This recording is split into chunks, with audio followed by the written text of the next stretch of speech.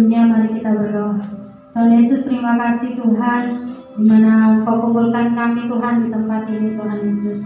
Kami mau memulai ibadah kami Tuhan. Kami serahkan ibadah kami ini dalam tangan-Mu Bapa. Biarlah Tuhan Yesus yang ambil alih semuanya Tuhan. Engkau yang menutup bungkus tempat ini Tuhan. Dan kami undang hadirat Tuhan ada di tempat ini. Terima kasih Bapa, terima kasih Tuhan. Hanya di dalam nama Tuhan Yesus, haleluya. Amin. Karena nyanyikan Bapakku datang. Kami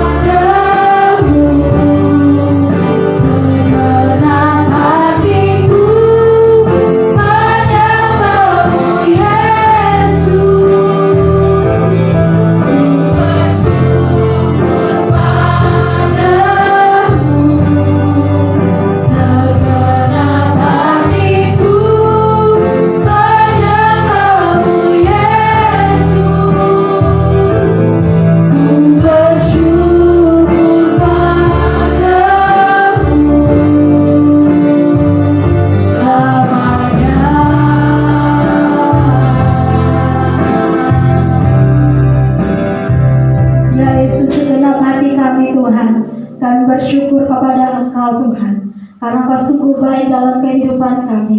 Engkau sungguh setia dalam hidup kami Tuhan. Terima kasih Bapa, terima kasih Tuhan.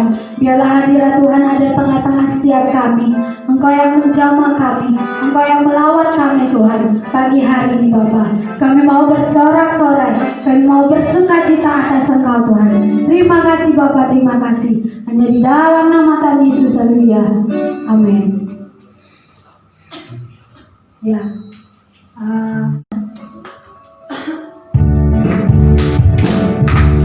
Kita bersuka cita ya, kita bersorak-sorai untuk Tuhan.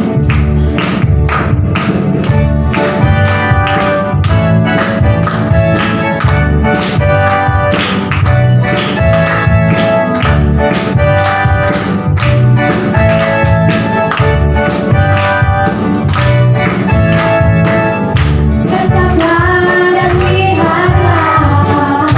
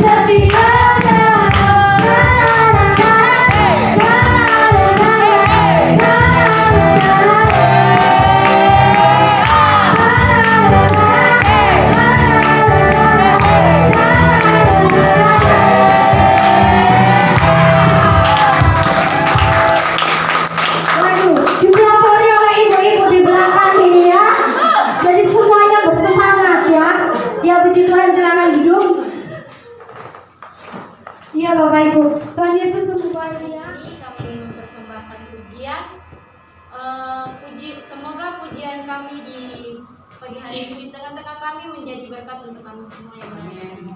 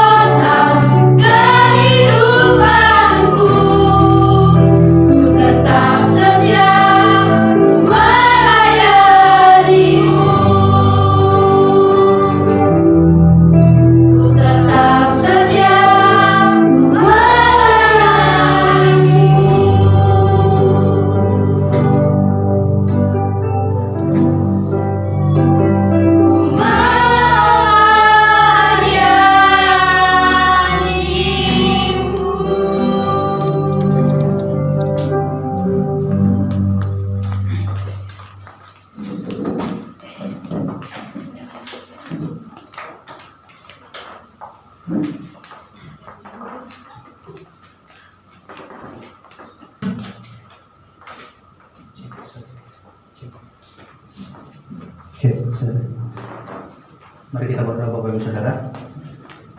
Terima kasih Tuhan Yesus Kristus buat segala kebaikan-Mu ya Tuhan yang telah hadir di tengah-tengah kami. Kami sungguh sangat bersyukur karena kebaikan Tuhan hadir di tengah-tengah kami. Kami boleh merasakan hadirat-Mu, kami boleh merasakan kesaksian-Mu. Bahkan hari ini Tuhan kami mendengar suara kebenaran Tuhan. Karena itu ya Tuhan, Engkau urapi kami ya Tuhan, hamba-Hamba-Mu di tempat ini, jemaat Tuhan di tempat ini, sehingga firman yang akan hamba-Mu sampaikan ya Tuhan boleh menjadi remata, logos dan logi Tuhan dalam kehidupan pribadi kami. Terima kasih ya Tuhan, kami siap untuk mendengar suara kebenaran firman-Mu. Di dalam nama Yesus Kristus, Tuhan dan Juru Selamat kami yang hidup, kami berdoa. Haleluya, amin. Saya persilakan duduk Bapak Ibu Saudara.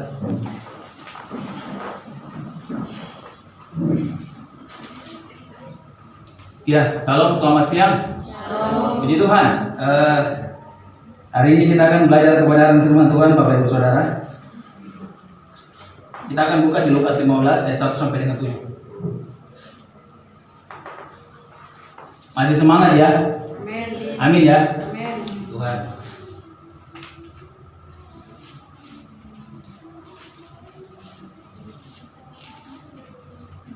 Lukas 15 ayat 1 dengan 7.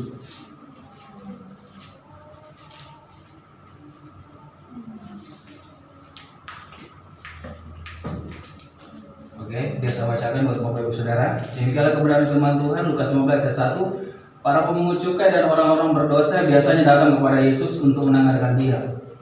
Maka bersungut-sungutlah orang-orang Farisi dan ahli Taurat, katanya, Ia menerima orang-orang berdosa dan makan bersama-sama dengan mereka. Lalu Ia mengatakan perumpamaan ini kepada mereka. Siapakah di antara kamu yang mempunyai 100 ekor domba, dan jikalau ia kehilangan seekor di antaranya, tidak meninggalkan yang 99 ekor di padang gurun dan pergi mencari yang sesat itu sampai ia menemukannya. Dan kalau ia telah menemukannya, ia meletakkannya di atas bahunya dengan gembira. Dan setibanya di rumah, ia memanggil sahabat-sahabatnya dan tetangga-tetangganya serta berkata kepada mereka, bersukacitalah bersama-sama dengan aku, sebab dombaku yang hilang itu telah kutemukan.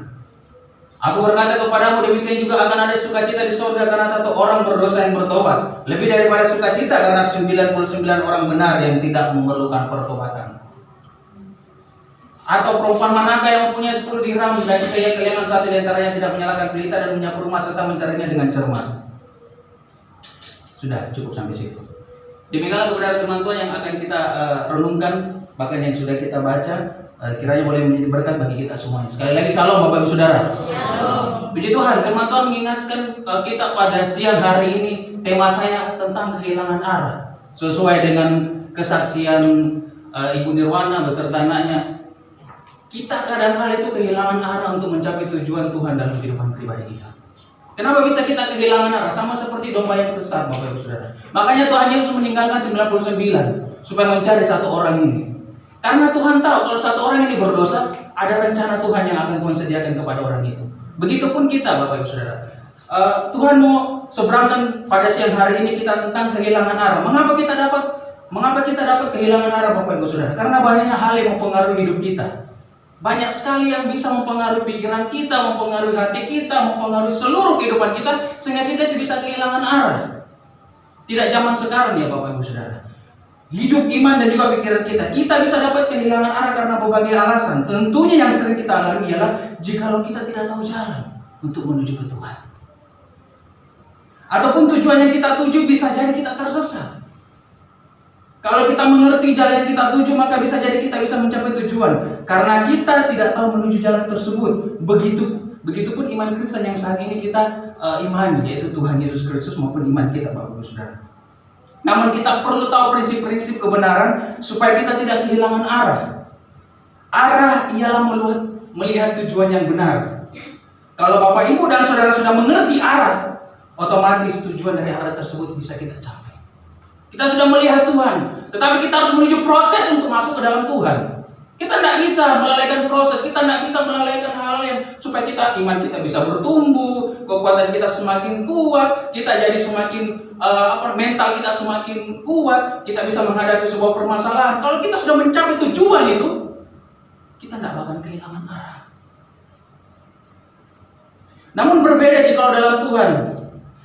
Tidak zaman seperti saat ini, Bapak Ibu Saudara. Kita sudah bisa menggunakan Google Map. Kalau kita tersesat di jalan, kita bisa Google Map, jalan ini langsung lurus kiri, kanan dan kanan. Biasanya begitu. Itu kalau pakai Google Map. Tetapi kalau dalam Tuhan tidak begitu, Bapak Ibu. Tidak sesimpel seperti itu. Nah, namun berbeda ya kalau dalam Tuhan. Jangan sampai anak Kristen kita dianggap sudah benar, tetapi kita tersesat dalam prinsip kebenaran. Maksudnya apa yang dimaksud sesat dalam prinsip kebenaran kita bisa lihat di Lukas 15 ayat 2. Ayat 2, Bapak Ibu. Saya minta tolong satu orang baca buat kita. Lukas 15 ayat 2. Maka bersungut-sungutlah orang-orang Farisi dan ahli-ahli Taurat, katanya, ia menerima orang-orang berdosa dan makan bersama-sama dengan mereka. Amin. Tuhan Yesus itu tidak pernah cocok sama orang-orang Farisi sama Taurat. Saya tidak tahu kenapa. Karena pikiran mereka itu melampaui batas pikiran Tuhan. Nah, hati-hati Bapak Ibu Saudara. Pikiran kadang-kala membuat kita itu bisa kehilangan arah. Kita berpikir bahwa kita bisa hidup di dunia ini supaya kita bisa senang-senang. Kita disesatkan oleh pikiran kita. Kita bisa tersesat dalam menyelesaikan masalah karena kita kehilangan arah. Pikiran lagi. Kita bisa jadi putus asa. Pikiran lagi. Kita bisa jadi depresi. Pikiran lagi. Kita tersesat dalam yang namanya pikiran. Karena kita kehilangan arah untuk menuju masuk ke dalam Tuhan. Masalah mengambil keputusan dalam mengenal suara Tuhan. Seperti yang disaksikan adik tadi. Tentang mengenal suara Tuhan. Bagaimana sih itu suara Tuhan? Yang mau berdiskusi tentang suara Tuhan, nanti mungkin saya kasih waktu buat kita semua. Jadi artinya jika kita kehilangan arah, maka pikiran akan membuat suatu kebenaran. Coba bayangkan Bapak Ibu. Ada di Taurat, ada di Farisi. Hafal kita Pentatuk, hafal kita Taurat. Bahkan hafal seluruh kitab-kitab adat istiadat, tradisi, semua mereka hafal. Mereka disesatkan oleh pikiran mereka. Mereka melakukan perintah adat istiadat, tetapi melalaikan perintah Tuhan. Ada di dalam hati Bapak Ibu Saudara. Bapak Ibu Saudara bisa baca itu. Nah, ini yang saya maksud. Kita tersesat dalam pikiran kita sehingga kita bisa kehilangan arah Bapak Ibu Saudara. Pikiran tidak bisa Bapak Ibu masukkan dalam kebenaran Tuhan. Bisa nggak pikiran kita masukkan dalam kebenaran Tuhan? Bisa nggak? Halo? Nggak bisa. Karena kita berpikir secara pikiran kita. Pikiran kita dari pengetahuan kita akan kebenaran firman Tuhan. Kita nggak bisa samakan pikiran kita dengan kebenaran Tuhan. Yang benar itu kita masuk dalam sama pikiran kita sama dengan kebenaran Tuhan. Itu yang benar Bapak Ibu Saudara. Kita nggak bisa menanggap masa 5.000 2 ekor ikan dan 5 roti. Seperti itu Bapak. Nggak ada matematikanya. Tapi dalam pikiran kita benar nggak Tuhan? Ketika saya dalam suatu permasalahan ekonomi, keluarga, rumah tangga, pekerjaan, bisa nggak Tuhan tolong saya? Nggak mungkin. Tapi kok di firman seperti ini? Pikiran lagi menyesatkan kita. Jadi kita nggak bisa percaya sama Tuhan. Kita bisa jadi bimbang. Kita nggak bisa tahu arah benar. Orang bilang begini, orang bilang begini. Kita dengar orang atau firman Tuhan. Bapak Ibu Saudara. Yang benar ialah pikiran kita harus sama dengan kebenaran firman. Tidak ada yang menyimpang dan tidak ada yang tidak sesuai. Semua seirama dengan firman. Kalau saya mau bedah sedikit dalam ayat 2 ini Bapak Ibu Saudara. Dalam bahasa aslinya dikatakan diagutzu, yang berarti to murmur. Artinya to murmur dalam bahasa Indonesia adalah bisikan. Wih, ada bisikan Bapak Ibu Saudara. Makanya kenapa kita itu bisa berpikir jahat, kita itu bisa berpikir tidak baik, kita itu ada sesuatu berpikir yang kurang pas. Itu ternyata ada bisikan. Kalau dalam menurut Lukas 15 ayat 2 ini, bersungut-sungut ini pengertiannya tentang bisikan Bapak Ibu Saudara.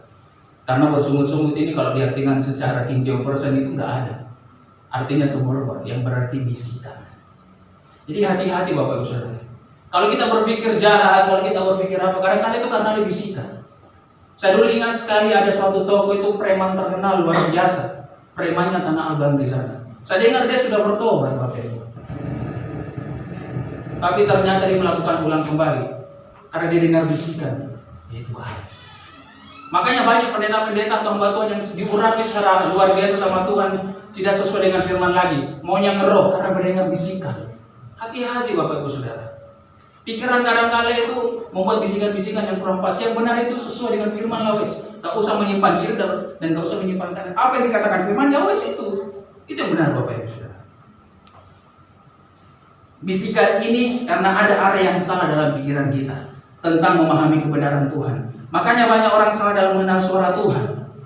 Bagaimana caranya kita bisa mengenal suara Tuhan? Kalau kita dengar suara orang, kalau kita dengar suara hati kita. Suara Tuhan itu di mana sih? Yohanes 1 ayat 1. Pada mulanya dalam firman dan firman itu adalah Allah. Firman itu adalah Allah. Firman yang kita baca Kejadian sampai Wahyu. Itulah suara Tuhan. Kenapa kita masih bingung? Mungkin zaman dulu nabi-nabi dapat audible spread langsung. Ini firman. Itu zaman dulu. Sekarang kita sudah diperlengkapi dengan namanya Alkitab. Inilah suara Tuhan. Inilah firman Tuhan. Kehilangan arah juga bisa membuat Bapak Ibu dan Saudara menyelesaikan masalah dengan salah. Kalau kita arah pikiran kita sudah tidak benar, kita menyelesaikan masalah dengan egois, dengan memerintah dengan tangan besi, memerintah dengan kekerasan, menyelesaikan masalah dengan emosi, amarah yang muluk-muluk dan juga perkataan yang menyakiti, lalu mengutuk dengan keras. Bukan berarti kita tidak boleh marah Bapak Ibu Saudara. Kita boleh marah, tetapi marah itu yang sewajarnya yang pas.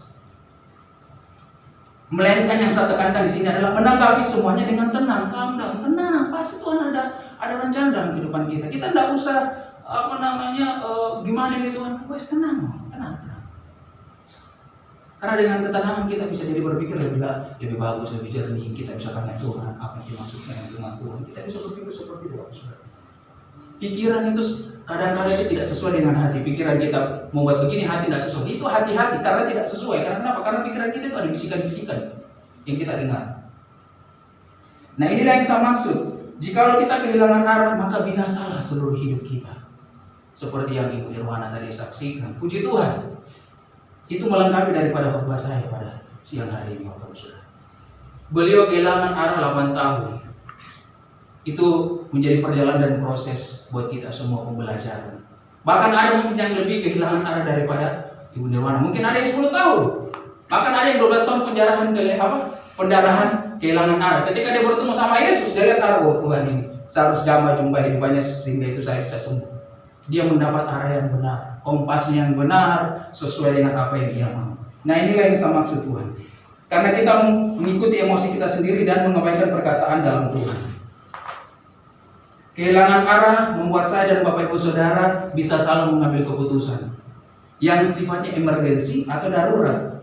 Saya ingat sekali peristiwanya Saul, Bapak Ibu Saudara. Ketika Saul tidak didengar lagi sama Tuhan, Saul tanya Nabi. Saul tanya apa? Saul tidak dapat mimpi. Dia bingung. Dia mau tanya sama siapa ini? Akhirnya dia tanya sama siapa? Ada yang ingat ayat ini? Dia tanya sama siapa?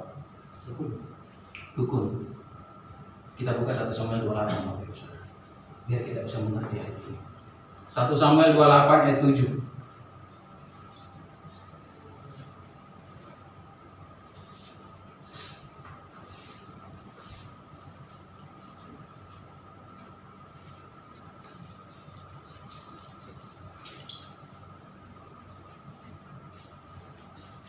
Samuel 28 ayat 7. Tuhan berfirman kepada Samuel, dengarkanlah perkataan bangsa itu dalam segala hal yang dikatakan mereka kepadamu, sebab bukan engkau yang mereka tolak, tetapi akulah yang mereka tolak, supaya jangan aku menjadi raja atas mereka. Lanjut 9.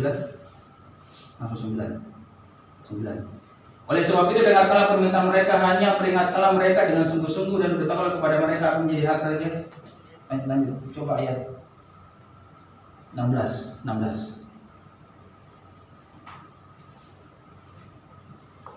1 Samuel 28 bukan 8. Pantas salah. Tadi saya bilang 28 ya, bukan 8 ya? Benar ya? Iya. Waduh, pelanggaran boros.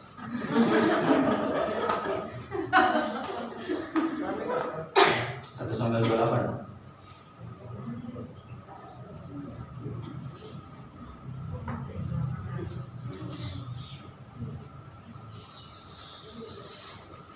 Oke, lalu berkatalah Saul kepada para pegawai, carilah bagiku seorang perempuan yang sanggup memanggil arwah bagi aku maka aku hendak pergi kepadanya dan meminta petunjuk kepadanya. Dan para pegawainya menjawab dia, di Endor ada seorang perempuan yang sanggup memanggil arwah. Jadi Saul bertemu ingin memanggil dukun supaya dia bisa bertemu sama arwahnya Samuel, supaya dia mau kasih tahu itu gimana sih harus menghadapi bangsa Filistin ini. Saul ini sudah ditolak 2 kali sama Tuhan. Ada yang tahu penyebabnya? Kenapa dia ditolak sama Tuhan? Dia tidak mendengarkan suara Tuhan. Yang harusnya itu dia bunuh raja ini, dia tidak bunuh. Yang harusnya dia perangi orang Amalek, dibasmikan, dia tidak bunuh. Akhirnya Tuhan undur daripada Saul. Nah, ini yang saya maksud Bapak Ibu Saudara. Ayat ini menunjukkan kepada kita bahwa dalam mengambil sebuah keputusan, maka ketaatan yang paling utama dalam menjalankan kebenaran firman Tuhan. Kita bisa dengar suara Tuhan, kita bisa dengar firman Tuhan, tetapi apakah kita bisa dengar dan melakukan apa yang menjadi perintah Tuhan dalam firman ini? Tidak semua Bapak Ibu Saudara. Jikalau kita taat, maka Tuhan akan menyertai segala keputusan yang kita jalani, karena Tuhan ada bersama dengan kita. Berbeda kasus yang dialami oleh Daud. Ketika ia sedang terjepit di mana dalam pelarian Daud bersama pasukan mereka, anak istri Daud dan juga para istri anak mereka, pasukan mereka ditawan. Apa yang Daud lakukan Bapak Ibu Saudara? Yang Daud lakukan ketika ia lagi keadaan terjepit. 1 Samuel 30 ayat 8. Salah satu Bapak Ibu Saudara. 1 Samuel 30 ayat 8.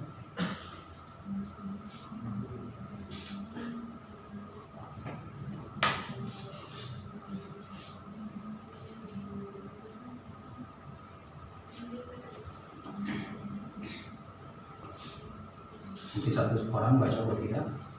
Kemudian bertanya Daud kepada Tuhan, katanya, haruskah aku mengejar gerombolan itu? Akan dapatkah mereka kususul? Dan ia berfirman kepadanya, kejarlah, sebab sesungguhnya engkau akan dapat menyusul mereka dan melepaskan para kawan. Amin. Tuhan sertai Daud. Tuhan menyerahkan orang-orang yang menawan anak istri mereka. Kenapa Tuhan sertai Daud? Karena Daud taat dengan kebenaran firman Tuhan. Saul rendah, Bapak Ibu Saudara. Dia malah tidak taat sama Tuhan. Inilah yang saya maksud. Ketika kita sudah fokus arahnya sama Tuhan, kita harus dengar suara Tuhan itu lihat firman. Kalau Tuhan bilang jangan, ya jangan. Kalau Tuhan bilang pergi, ya pergi. Karena kita belajar untuk taat apa yang difirmankan oleh firman Tuhan, Bapak Ibu Saudara. Nah, ketika kita taat dan menjalankan segala yang diperintahkan oleh Tuhan, tidak menyimpan kiri dan kanan, maka apapun yang menjadi perkara kita, Tuhan sanggup membawa Bapak Ibu dan Saudara. Ketika itu Daud sedang terjepit, anak istri mereka, kemudian apapun yang rakyat juga mau melempari Daud, bahkan mau membunuh Daud pada waktu itu, Tuhan datang sama Tuhan, Daud datang sama Tuhan dan bertanya sama Tuhan pada waktu itu. Nah, ini yang saya maksud, ketaatan. Ketika kita fokus dengan arah yang benar, maka kita juga harus taat, Bapak Ibu Saudara. Nah, karena itu ketika Tuhan Yesus mengatakan perumpamaan domba yang hilang, kembali lagi domba yang hilang, Bapak Ibu Saudara. Kita ini kadang-kadang itu terhilang dari Tuhan. Kita itu terhilang karena maunya saja, seenaknya saja. Kita mau hidup itu tidak disiplin, kita mau hidup itu dengan sembarangan. Apapun yang kita lakukan, yang penting kita suka, kita senang, kita ingin, yang harus kita lakukan. Begitupun juga saya dulu, Bapak Ibu Saudara. Saya kuliah STT pada waktu itu 2014, bulan Agustus, masih ada betanya waktu itu, Bapak Ibu Saudara. Mungkin saya sering kali kesaksian, saya semester 1, semester 2 saya masih minum, saya masih rokok. Bayangkan Bapak Ibu Saudara, ketika saya masuk kuliah waktu itu, Bapak Ibu Saudara, orang-orang cumi, kamu rokok ya, kamu minum? Enggak kok, itu dari orang asap, enak aja. Saya selalu ngomong gitu, Bapak Ibu Saudara. Dan ketika Tuhan itu tampar saya minta darah dari mulut sama hidung. Saya minta darah setengah mati, saya minta tolong Tuhan, saya tidak mau, saya mau berhenti. Hari itu juga saya berhenti, Bapak Ibu Saudara. Ini yang saya maksud, Bapak Ibu Saudara. Ketika kita benar-benar ikut sama Tuhan, hati-hati. Segala apapun yang menjadi belenggu, dosa, apapun itu, kita harus lepaskan dalam Tuhan. Karena itu yang menjadi menjadi seperti tembok, menjadi seperti penghalang bagi pelayanan kita. Menjadi seperti tidak baik. Karena kita itu belum beres. Karena kita itu belum dikuduskan, belum suci, Bapak Ibu Saudara. Bukan berarti kita suci dulu baru pelayanan, enggak. Tapi yang saya maksud di sini adalah di dalam kehidupan pribadi kita harus melepaskan itu. Nah, ini yang saya maksud. Karena itu ketika Tuhan Yesus mengatakan perumpamaan domba hilang, kita diingatkan bahwa jika kita kehilangan arah dan tujuan dalam mengenal Tuhan, maka kita bisa hilang dari arah kita sebelumnya, Bapak Ibu Saudara. Pikiran membuat kita bisa jadi salah arah. Karena pikiran kita bisa salah. Oh, lewat sana. Oh, ada yang bilang, wih, enggak, lewat sini. Waduh, yang mana mau diikuti sebenarnya? Pikiran itu kadang-kadang membuat kita salah arah. Karena pikiran itu bukan seturut dengan firman. Pikiran membuat bisa kita jadi salah arah yang akan menyebabkan segala keputusan, masalah bisa menjadi salah dalam kehidupan saya dan Bapak Ibu Saudara. Bersyukurlah kita yang hilang telah didapatnya kembali, karena kita berharga dan menjadi kesayangannya, Bapak Ibu Saudara. Bagaimana supaya Bapak Ibu dan Saudara tidak kehilangan arah? Saya ada 3 poin yang harus diseberangkan. Yang pertama, dengarkanlah nasihat dan teguran. Amsal 1, 2, 3, 25. Kita buka sebentar. Amsal 1, 2, 3, 25.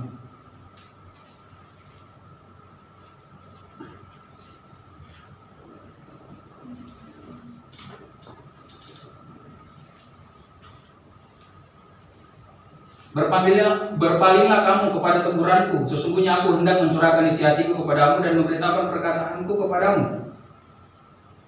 Oleh karena kamu menolak ketika aku memanggil, dan tidak ada orang yang menghiraukan ketika aku mengulurkan tanganku. Bahkan kamu mengabaikan nasihatku dan tidak mau terima teguranku. Hati-hati, Bapak Ibu Saudara. Kita bisa jadi kehilangan arah karena ini. Kita tidak mendengarkan nasihat dan teguran. Waktu Rehabeam ditunjuk jadi sebagai raja atas Israel dan Yehuda, ia lebih mendengarkan orang-orang muda daripada orang-orang tua. Padahal orang-orang tua ini yang punya pengalaman. Mereka yang sudah mengecap garam, mereka yang lebih hidup jauh sebelum kita. Tapi Rehabeam tidak mereka hiraukan. Justru dia lebih senang dengarkan orang-orang muda. Ini yang saya maksud. Amsal 1, 2, 3, dan 5 itu, dengarkanlah nasihat dan teguran. Nasihat itu penting. Kadang-kala orang tua nasihat kita, kamu jangan kayak gini, itu nasihat itu penting. Tapi kadang-kala kita jadi sebagai anak ataupun jadi sebagai apapun, mungkin juga orang tua kita ataupun juga kita sebagai orang tua nasihati anak, ataupun kita dalam rumah tangga pekerjaan jadi bos dan pegawai. Kadang-kala kita tuh tidak bisa mendengarkan nasihat dan teguran. Karena kenapa? Nasihat itu mungkin sulit kita terima. Apalagi yang namanya teguran, Bapak Saudara. Nggak enak loh kalau ditegur itu. Nggak enak, sangat nggak enak. Karena teguran itu ada dua, kita bisa menerima atau enggak. Kalau kita bisa menerima, puji Tuhan orang ini bertobat dan sadar. Tetapi kalau teguran ini tidak bisa kita terima, kita bisa jadi dendam sama orang itu. Orang ini kok tidak ada apa-apanya kok tegur saya. Biasanya begitu. Makanya kerendahan hati itu sangat penting. Kita rendah hati, mau tua, mau besar, mau muda, kita harus tetap rendah hati. Karena Yesus juga pun seperti itu. Anak-anak kecil dia terima, siapapun, orang lumpuh, orang timpang, bahkan orang buta, orang kusta, semuanya Yesus terima. Padahal Yesus pada waktu itu di kalangan yang sangat populer. Artis bisa dibilang kalau zaman saat ini, Bapak Ibu Saudara. Nah, dengarkanlah nasihat dan teguran. Nasihat dan teguran merupakan jalan supaya Bapak Ibu dan Saudara tidak sesat dan tidak salah arah. Nasihat adalah arahan dan teguran adalah sikap daripada kehidupan kita. Tuhan mau berbicara dengan Bapak Ibu dan Saudara lewat firman-Nya. Tetapi kita tidak mendengarkan nasihatnya dalam kebenaran dan malah melakukan perbuatan yang fasik dengan tidak mau terima teguran. Maka kita menjadi orang yang bebal. Bertobat Bapak Ibu Saudara. Yang tidak mau terima teguran itu bebal biasanya. Keluar kanan masuk kanan, keluar kiri, bebal, tidak mau dikasih tahu. Ini orang-orang fasik biasanya kalau dalam kebenaran firman Tuhan. Akhirnya kita menjadi kehilangan arah yang tanpa tujuan. Akhirnya ketika kita mengikuti hawa nafsu kita mengikuti arah yang benar menurut perkataan kita sendiri, maka kita bisa jadi tersesat. Akhirnya kita jadi seperti anak yang hilang, perumpamaan anak yang hilang. Jadi ketika itu dapat warisan, habis itu dihamburkan di negeri orang. Ketika dihamburkan, kemudian tiba kelaparan yang masa panjang, bahkan dia jadi sangat miskin, kemudian dia jadi pembantu dan dia harus makan ampas daripada babi, dia tidak dapat. Padahal di rumah bapaknya itu sangat banyak makanan, pegawainya digaji semuanya. Kita harus mengingat hal itu, Bapak. Ketika kita sesat dan hilang arah, kita bisa jadi, oh iya Tuhan, saya berdosa, saya salah, saya mau kembali Tuhan. Inilah, kalau kita benar-benar Tuhan mau pakai, makanya banyak orang dipanggil dan dipilih itu karena salah satu itu, Bapak Saudara. Karena mereka itu kehilangan arah sudah terlalu jauh. Akhirnya Tuhan tidak dapat lagi menjangkau. Karena itu dengarkanlah nasihat dan teguran. Kemudian yang kedua, bertobat. Matius 3 ayat 7, 8, 9, 10. Kita cepat saja. Matius 3. Supaya kita tidak kehilangan arah, yang kedua adalah kita harus menerima pertobatan. Tapi waktu ia melihat banyak orang Farisi dan orang Saduki datang untuk dibaptis, berkatalah ia kepada mereka, "Hai kamu keturunan ular beludak, siapakah mengatakan kepada kamu bahwa kamu dapat melarikan diri dari murka yang akan datang?" Lanjut. Jadi hasilkanlah buah yang sesuai dengan pertobatan. Lanjut. Dan janganlah mengira bahwa kamu dapat berkata dalam hatimu, "Abraham adalah bapa kami," karena aku berkata kepadamu, Allah dapat menjadikan anak-anak bagi Abraham dari batu-batu ini. Kapak sudah tersedia pada akar pohon dan setiap pohon yang tidak menghasilkan buah yang baik pasti ditebang dan dibuang dalam api. Ya ini yang saya maksud Bapak Ibu. Tahun ini tahun 2021 ketika biasanya orang itu mungkin waktu 2021 mau masuk 2021, Bapak Ibu dan Saudara mungkin jalan-jalan pergi. Saya berdoa dari jam 10 sampai jam 5 pagi Bapak Ibu saya sama istri saya. Saya berdoa dari saya berdoa dari jam 9 sampai jam 1 sama istri dulu. Kemudian saya pribadi dari jam 1 sampai jam 5 subuh. Saya mau tahu visinya Tuhan ini buat saya apa. Ternyata di tahun 2021 ini, Bapak Ibu Saudara, seperti ayat ini, kapak sudah tersedia pada akar pohon dan setiap pohon yang tidak menghasilkan buah yang baik pasti ditebang dan dibuang dalam api. Tuhan saat ini minta buah dari Bapak Ibu Saudara. Kita sudah hilang, kita sudah terhilang sangat jauh. Ketika kita bertobat dan sungguh-sungguh, Tuhan minta buah. Apa yang kau hasilkan? Kalau kita masih hidup dalam Tuhan, kita masih maki, kita masih tidak perkataan kita tidak benar, kita masih suka menggosip, kita masih hidup dengan tidak benar. Apa yang kau hasilkan? Tuhan minta buah yang saat ini Tuhan mau, Bapak Ibu Saudara. Sebelum itu tadi Pak 9. Dan janganlah kamu mengira bahwa kamu dapat berkata dalam hatimu, ini nih. Kebanyakan ayat ini dipakai, saya kan sudah Kristen, tidak apa-apa lah kalau saya tidak melakukan sedikit dosa-dosa sedikit. Ini. Dan janganlah kamu mengira bahwa kamu dapat berkata dalam hatimu, Abraham adalah bapa kami, karena aku berkata kepadamu, Allah dapat menjadikan anak-anak bagi Abraham dari batu-batu ini. Artinya apa? Tuhan minta buah, Tuhan minta buah daripada hasilkanlah sebelumnya kata apa?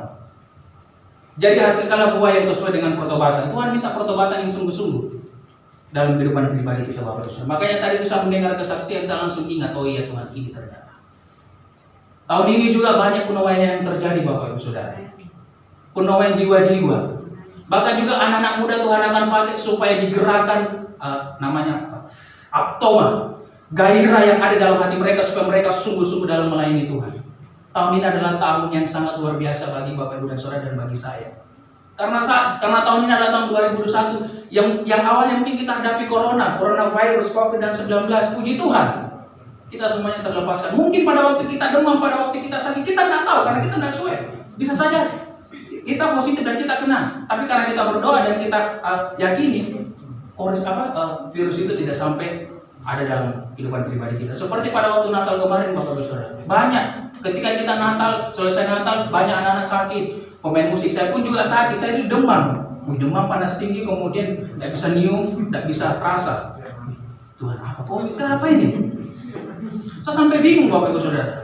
Diajak makan di Lombok Hidup sama rekan tim. Saya tidak rasa makanannya enak. Saya rasa kayak hambar pahit. Kenapa Tuhan? Tiba-tiba saya doa malam, Bapak Ibu Saudara. Tuhan pulihkan, besoknya sembuh. Kalau kita benar di hadapan Tuhan, Tuhan akan bela perkaramu. Apa sih? Sakit penyakit, ekonomi, keluarga, rumah tangga, pekerjaan, Tuhan akan bela perkaramu saat ini. Tetapi kalau kau kehilangan arah, Tuhan tidak bisa jangkau. Di mana Tuhan mau jangkau kalau kau kehilangan arah? Susah sekali. Nah ini yang saya maksud, pertobatan. Orang Farisi dan Saduki menandakan kita yang pada saat ini. Farisi ini bukan berarti Farisi di zaman dulu. Farisi zaman sekarang ini banyak, Bapak Ibu Saudara. Ahli Taurat zaman sekarang ini banyak menghakimi kita, banyak sekali. Tetapi kita jangan seperti mereka. Makanya pada waktu itu Tuhan ngomong sama murid-muridnya, hati-hatilah terhadap ragi orang Farisi. Ragi, ngerti nggak? Apa itu ragi? Ragi itu campuran daripada adonan. Makanya ketika kita mempersembahkan, imam mempersembahkan persembahan kepada Tuhan, tidak ada boleh roti yang tidak beragi. Harus roti yang tidak beragi, jangan roti yang sudah beragi. Karena itu campuran yang bisa merusak adonan. Nah, begitupun dalam kehidupan kita, ketika kita menghadap sama Tuhan, kita persembahkan hati kita sama Tuhan, tidak boleh ada campuran-campuran yang menyebabkan iman kita, menyebabkan pikiran kita, apapun tidak boleh ada campuran-campuran, karena itu adalah ragi. Nah, ini ya, yang firman Tuhan mau seberangkan kepada Bapak Ibu dan Saudara. Kemudian Tuhan juga tidak cocok sama orang Saduki. Saduki menandakan kita yang saat ini harus memahami, ketika saya dan Bapak Ibu percaya kepada Tuhan Yesus, jangan ada lagi keraguan yang tidak percaya bahwa tidak ada kebangkitan. Masih banyak Bapak Ibu Saudara di luar sana orang yang Kristen tidak percaya dengan adanya kebangkitan. Waktu saya melayani di Adi Jasa, Bapak Ibu Saudara, orang ini orang kaya, bapaknya sudah meninggal dalam Kristen, dan orang ini bilang, kira-kira bapak saya itu di mana ya? Kok saya berpikir dia tidak di surga? Waduh, ini tidak bisa kebenaran firman Tuhan. Hati-hati Bapak Ibu Saudara. Yohanes 3:16 mengatakan apa? Sehingga ia mengenalkan hanya menentukan supaya setiap orang yang percaya, garis bawah, setiap orang yang percaya. Bukan berarti orang yang percaya melakukan kejahatan, melakukan apapun bisa selamat, tidak. Ada juga barang siapa yang mengasihi aku, ketika dia tidak melakukan firman-Ku, ya bukan dari aku. Berarti dengan percaya melakukan firman diselamatkan. Wes itu toh. Tidak ada lagi. Nah inilah yang saya maksud, Bapak. Pertobatan, Tuhan minta buah tahun ini. Mana buah? Hasilkan buah dari pada pertobatan. Tuhan Yesus, maka jangan lagi ada keraguan yang tidak percaya. Kemudian belum memahami bahwa ketika kita hidup dalam Tuhan dan mati, maka hidup kita akan seperti malaikat di surga. Amin? Seperti ayat itu, Bapak. Kita hidup seperti malaikat di surga. Kita tidak lagi merasakan sakit penyakit, kita tidak lagi merasakan sedih, pedih, kita tidak lagi merasakan bayar utang, piutang, beban, kredit, apa segala macam. Jujur saya juga banyak beban, Bapak Saudara. Saya banyak pembayaran kartu kredit, pembayaran motor, pembayaran HP, pembayaran wifi, semua banyak. Tapi dalam nama Tuhan Yesus Kristus, Tuhan pasti akan tolong. Dulu saya sering mengeluh, sama seperti bangsa Israel. Ketika itu mereka mengeluh bagaimana mereka supaya mendapatkan daging. Dikirimkan angin timur supaya banyak burung itu terbang rendah waktu itu. Dikasih. Akhirnya begitu sementara mereka makan, tiba-tiba Tuhan murka karena ada kerakusan dalam hati mereka. Hati-hati Bapak Ibu Saudara. Mengeluh mungkin itu kayaknya sih nggak apa-apa lah. Tapi mengeluh di hadapan Tuhan itu kurang pas. Makanya tadi disaksikan sama adik bahwa kita harus bersyukur. Betul. Karena dengan itulah kita bisa mengucap syukur. Karena dengan itulah supaya kita bisa memahami ternyata rencana Tuhan itu supaya kita ikut Tuhan. Saya juga bukan berarti saya juga dulu punya usaha punya apa. Saya juga dulu dari bawah Bapak Ibu Saudara. Saya juga waktu itu ngekos di Semampir. Saya juga masih kecil, masih ingusan. Masih juga suka merokok. Apalagi makan juga tuh sampai 3 hari dan 4 hari saya tidak makan. Saya tidak ngomong-ngomong karena seorang ini tidak pernah mau ngomong. Apalagi pinjam uang. Saya tidak pernah mau. Karena saya mau tahu Tuhan ada Pak. Tuhan ada apa enggak sih? Jangan sampai yang saya imani ini Tuhan tidak ada. Jangan sampai saya percaya sama Tuhan ini sekedar bullshit, sekedar omong kosong. Tuhan berjalan di atas saya, omong kosong. Buktinya saya dari ditolong. Tidak seperti itu Bapak Ibu. Iman itu tidak ditujukan seperti itu, tapi iman itu ditujukan dengan percaya betul-betul sama Tuhan. Ketika kita tidak melihat Tuhan, kita harus percaya sama Tuhan. Ini yang saya maksud. Pertobatan itu sangat penting Bapak Ibu Saudara.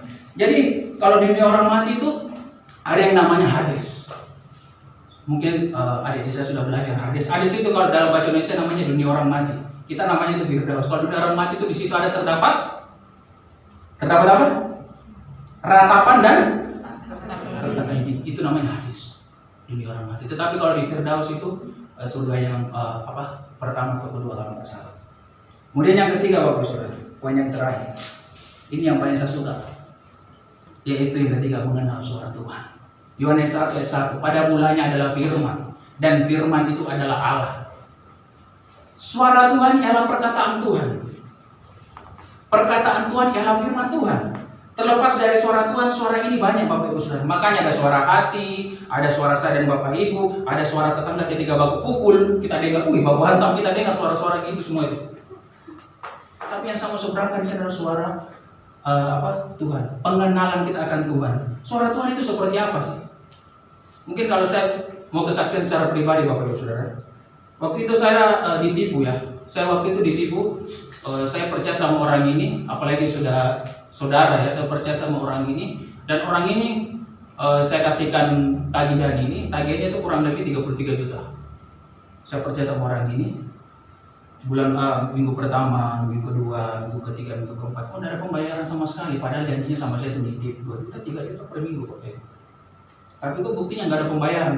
Saya sudah didor-dor sama pabrik, bayar, sangar Pak. Suruh bayar baru uang belum ada. Bagaimana pusing pala berdi? Pusing pala berdi Pak. Nggak ngerti, gimana caranya bayar ini Tuhan? Padahal saya sudah di deadline 15 hari, saya cuma dikasih tempo 2 minggu. 2 minggu, sedangkan orang itu apa? Saya nggak dibayar itu sudah kurang lebih 30 hari. Pusingnya minta ampun Bapak Ibu Saudara. Kemudian saya merasa kesel, saya teleponlah orang yang punya toko. Bos, apa bos? Kok nggak bayar? Sampai nih bos. Ini bos sudah tanggal berapa? Belum bos. Aku tiap minggu nitip.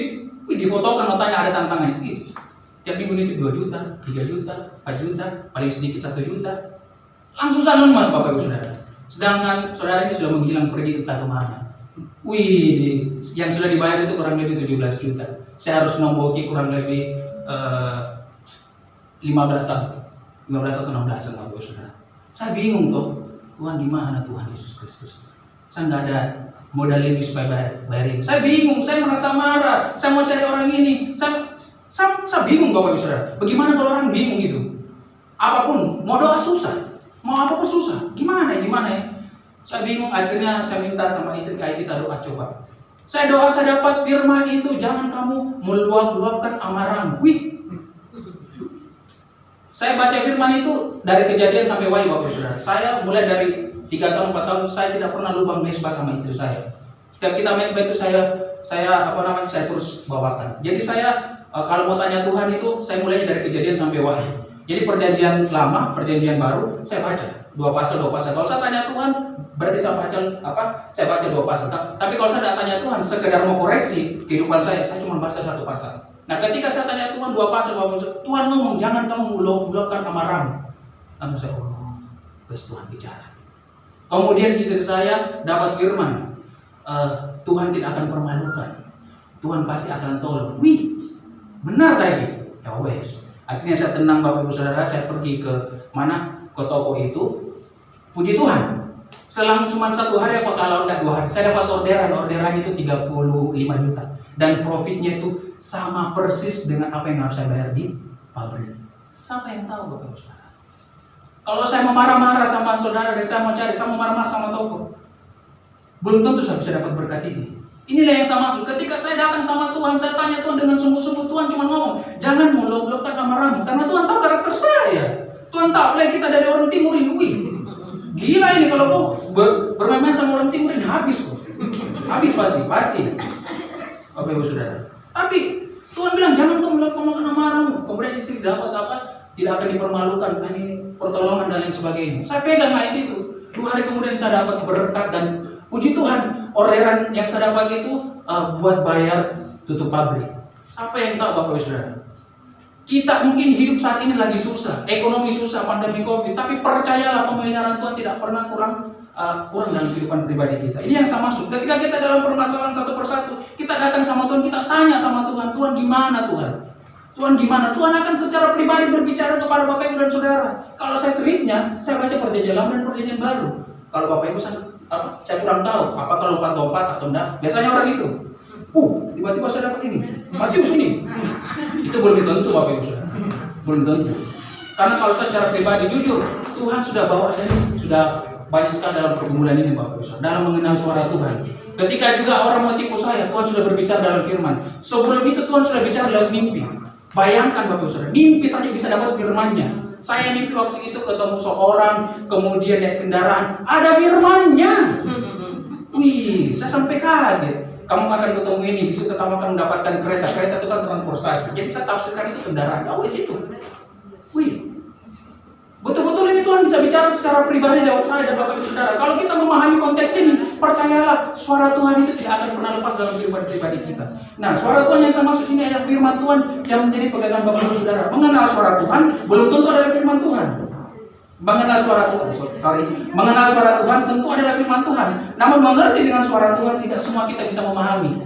Tidak semua orang bisa mengerti. Ragi, apa itu ragi? Oh ternyata ragi itu campuran adonan. Berarti kalau saya campuran adonan, berarti adonannya enak. Begitu pun hidup kita. Kalau kita menyampur yang namanya dosa, menyampur yang namanya, ketika kita mempersembahkan tubuh dan roh kita sama Tuhan, apakah berkenan? Enggak. Itu yang dimaksud dengan ragi, campuran. Itu yang dimaksud dengan istilah-istilah dalam kebenaran firman Tuhan, Bapak Ibu Saudara. Nah, suara Tuhan adalah melakukan firman-Nya. Namun yang sama sebenarnya di sini adalah wahyu khusus yang berarti mengetahui arah dan tujuan Tuhan mau bawa kita, Bapak Ibu Saudara. Kurang lebih 20 hari yang lalu Bapak Ibu Saudara, saya waktu itu dapat mimpi. Saya dapat mimpi waktu itu ketemu sama orang, ketemu sama orang, kemudian saya dibawa, ayo, kemana? Ayo kita pergi sama penyembah-penyembah. Wih, siapa yang penyembah-penyembah? Kemudian saya dibawa di suatu desa, ketemu sama penyembah ini, anak muda dan orang bawa saya. Kemudian saya masuk ke rumah itu kayak alam-alam, kayak suasana-suasana desa Bapak Ibu Saudara. Saya masuk ke sana, saya bercermin. Ketika saya bercermin, saya lihat di jidat saya itu ada cicak hitam, panjangnya besar begini. Saya kebas Bapak Ibu, saya kebas sekali, langsung datang lagi. Saya kebas 2 kali, datang lagi. Saya kebas 3 kali, datang lagi. Pas ketiga kalinya itu Bapak Ibu, saya kebas baru hilang. Setelah itu, saya mimpi lagi. Dalam 1 hari saya bisa mimpi 2-3 Bapak Ibu. Mungkin baru dengar ya. Baru dengar. Karena saya baru kesaksian tentang ini. Kemudian setelah itu saya mimpi, saya di dalam kapal. Kapalnya besar bagus. Ketemu sama anak-anak muda GBS Kapernaum waktu itu. Kemudian ketemu sama anak-anak muda GBS Kapernaum. Kemudian saya dengan mereka. Kemudian ketika saya dengan mereka ada salah satu orang menghina saya, bilang kamu itu monyet, kamu itu monkey. Saya kaget. Apa ini maksudnya perkataannya? Wih, apa ini Tuhan? Nah setelah itu saya mimpi lagi. Saya dibawa ke kampung halaman saya namanya Soe. Saya naik motor. Soe tahu kan? Soe itu Nusa Tenggara Timur atau dibilang TTS, Timur Tengah Selatan. Tumpang dalamnya masuk 110 kilo, itu namanya Soe, kota dingin. Nah saya naik motor Bapak, kemudian saya masuk di rumah. Kemudian saya lihat nenek saya yang sudah meninggal almarhum. Wih, apa ini Tuhan? Kemudian saya bangun, saya sudah bangun. Ketika itu saya belum bertanya sama Tuhan apa maksudnya Tuhan. Saya belum mengerti apa maksudnya Tuhan. Setelah itu saya lalaikan besoknya. Besoknya istri saya mimpi Bapak Ibu Saudara. Istri saya mimpi waktu itu kita kan sudah bergumul kurang lebih 4 tahun tidak dikaruniakan benih ilahi sama Tuhan. Pergumulan saya mulai dari saya nikah sampai sekarang ini Bapak Ibu Saudara. Kemudian istri mimpi waktu itu sudah dapat anak kurang lebih 1,5 tahun umurnya. Kemudian dikejar sama orang-orang besar, orang-orang tinggi besar.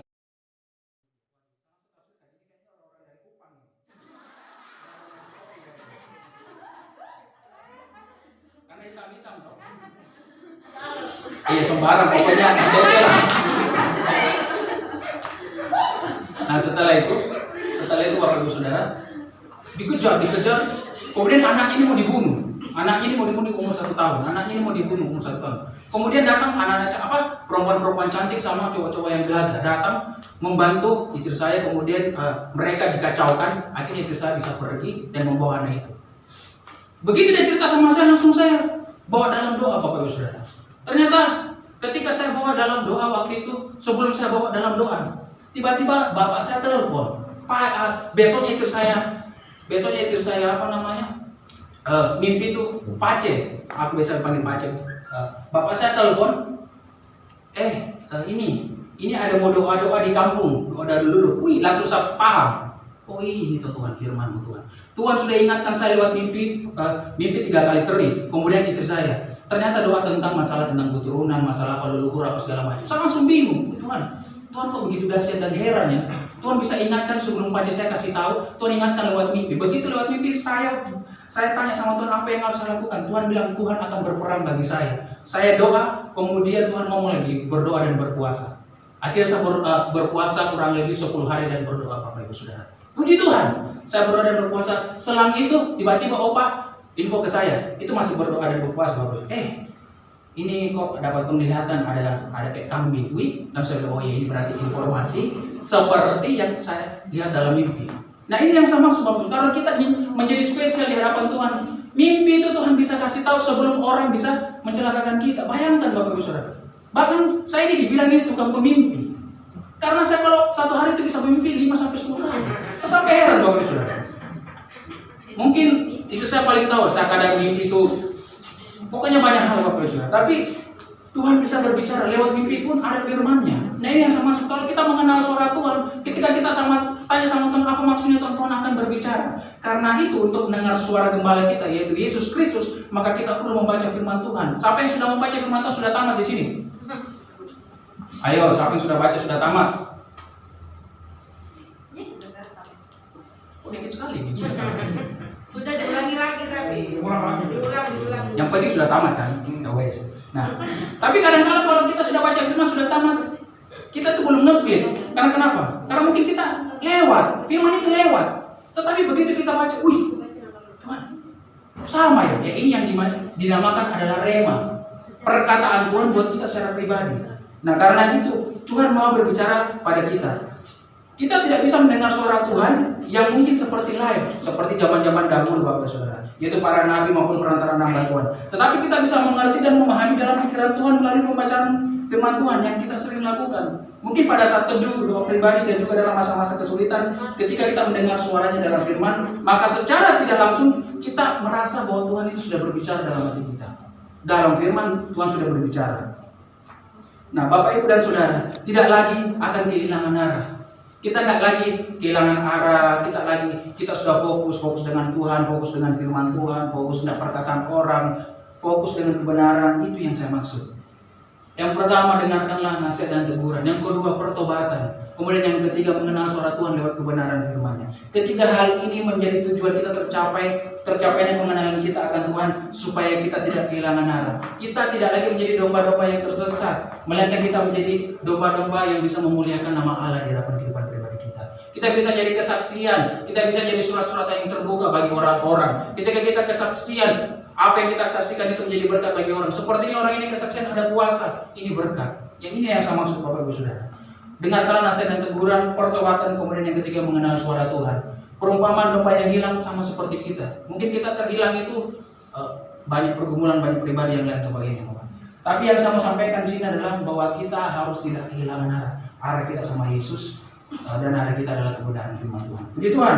Demikianlah firman Tuhan yang saya sampaikan buat Bapak Ibu dan Saudara. Kiranya boleh memberkati kita. Kita akan berdoa terlebih dahulu. Kita berdoa. Bapak bersyukur, terima kasih Tuhan buat kebenaran firman Tuhan yang Tuhan sudah sampaikan kepada kami ya Tuhan. supaya kami tidak lagi kehilangan arah Tuhan.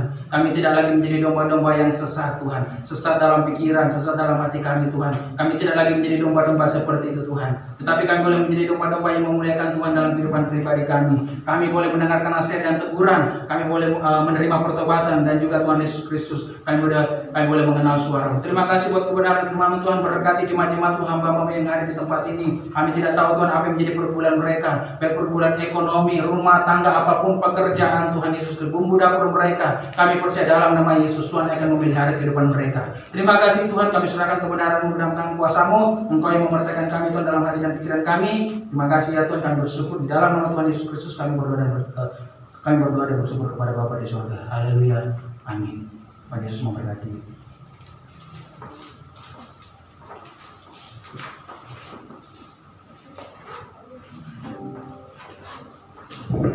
Ya, sebelum kita memberikan persembahan,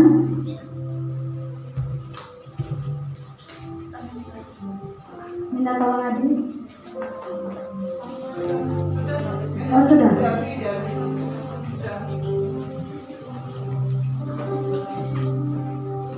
Ya, sebelum kita memberikan persembahan, mari kita bersatu dalam doa. Tuhan Yesus, terima kasih Tuhan buat firman-Mu Tuhan. Biar firman-Mu ini Tuhan boleh menjadi rema dalam kehidupan kami. Bukan hanya kami dengar Tuhan, namun juga kami lakukan dalam kehidupan kami Tuhan Yesus. Terima kasih Bapak, terima kasih Tuhan. Sebentar Tuhan, kami akan memberikan persembahan. Kiranya Tuhan Yesus berkati tangan-tangan yang kamu beri. Biarlah persembahan ini Tuhan boleh dipakai untuk pekerjaan Tuhan di tempat ini Tuhan Yesus. Terima kasih Bapak, hanya di dalam nama Tuhan Yesus. Haleluya. Amin. Mari kita berdoa. Tuhan Yesus, kami mengucap syukur untuk ibadah pada siang hari ini. Tuhan, Kau sudah sertai mulai awal sampai pada akhirnya. Kau berkati Tuhan Yesus, hamba-Mu sudah melayani pada siang hari ini. Saudara Erna dan Junior, Tuhan Yesus, Kau berkati Tuhan dalam usaha, dalam pekerjaan, dalam pelayanan kesehatan rumah tangga mereka. Apa yang mereka rindukan Tuhan Yesus, Kau akan berikan dalam nama Tuhan Yesus Kristus. Terima kasih Tuhan, Kau juga berkati Tuhan anak-anak-Mu sudah melayani Tuhan, baik LCD, rekaman video juga Tuhan yang melayani kolektan. Kau berkati Tuhan Horas, Michelle dan DRV. Tuhan Yesus berkati yang kuliah mereka, berikan hikmat, kecerdasan, kepandaian, kesehatan senantiasa daripada Kau. Kau berkati Tuhan jemaat-Mu sudah memberikan persembahan, baik persembahan kolektor, diakonia maupun persembahan perpuluhan. Kau kembalikan berkat-Mu berlipat kali ganda. Terima kasih Tuhan. Kami berdoa khususnya Tuhan buat mereka yang sakit saat ini, yang tidak bisa hadir, untuk Stephen, Tuhan, untuk beberapa orang yang sakit, ya Kau jamah, pulihkan, sembuhkan. Bilur-bilur-Mu saat ini menyembuhkan dan memulihkan mereka yang sakit dalam nama Tuhan Yesus Kristus. Kau berkati Tuhan. Kami berdoa untuk Bapak Hendro yang ada di Papua. Kau sertai dalam Tuhan usahanya. Kau pimpin kehidupannya, senantiasa jaga lindungi, tutup bungkusin kuasa darah-Mu. Kau perlancar semoga. Jauhkan dari salah Tuhan orang berjahat, dari salah Tuhan kerugian, dari salah rintangan. Terima kasih Tuhan. Tuhan, kalau kami akan sebentar akan berpisah satu sama lain, kira berkati menyertai kami. Kau tutup bungkus kami semua dengan kuasa darah-Mu. Tutup bungkusi keluarga, kesehatan, serta benda pekerjaan pelayan kami. Jauhkan kami dari salah mara bahaya, kecelakaan, penyakit orang jahat, dan salah gangguan, serangan kos kegelapan, dan salah magic saat serang kaliban api kegelapan, dan salah virus corona yang bahaya, penyakit menular, penyakit mematikan. Kau jauhkan daripada kami semua dalam nama Tuhan Yesus Kristus. Terima kasih Tuhan, supaya Tuhan Kau curahkan berkat-Mu, berkat uang makanan, pakaian, kesehatan, berkat damai sejahtera, penjagaan perlindungan-Mu senantiasa dalam kehidupan kami. Mari kita terima berkat Tuhan. Karena berkat daripada Allah Bapa, kasih daripada Tuhan Yesus Kristus, serta penyertaan Roh Kudus senantiasa menyertai kami saat ini sampai selama-lamanya. Mari kita berdoa. Bapa kami yang di surga, dikuduskanlah nama-Mu, datanglah kerajaan-Mu, jadilah kehendak-Mu di bumi seperti di surga. Berikanlah kami pada hari makanan kami yang secukupnya, karena berikan kesalahan kami seperti kami juga mengampuni dalam kesalahan kami, dan janganlah membawa kami dalam pencobaan, tapi lepaskanlah kami daripada yang jahat. Karena Engkau yang punya kerajaan dan kuasa dan kemuliaan sampai selama-lamanya. Amin. Tuhan Yesus memberkati.